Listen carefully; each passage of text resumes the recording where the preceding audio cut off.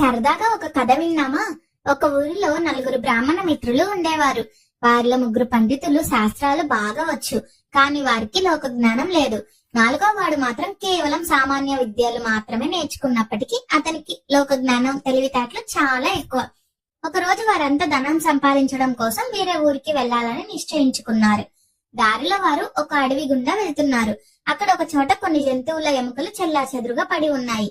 ముగ్గురు పండితులు ఆ ఎముకలను చూసి తమ విద్యా బలాన్ని పరీక్షించుకోవాలనుకున్నారు. మొదటివాడు తన మంత్రశక్తితో ఆ ఎముకలను ఒక చోట చేర్చి అస్థిపంజరంగా మార్చాడు.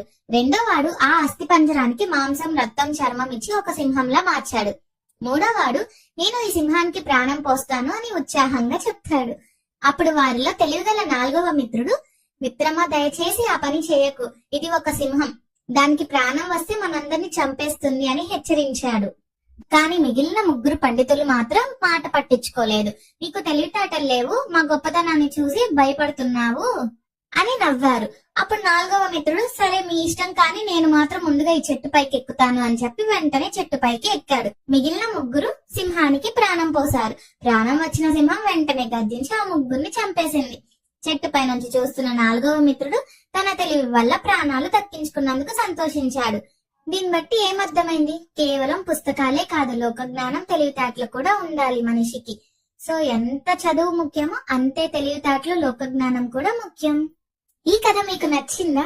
నచ్చితే కామెంట్ లో ఎలా ఉందో చెప్పండి. అలానే మీకు ఏదైనా కథ కావాలా కామెంట్ చేయండి. నెక్స్ట్ వీడియోలో ఆ కథతో మీ ముందుకు వస్తాను. వెళ్ళే ముందు సబ్స్క్రైబ్ చేసుకోండి.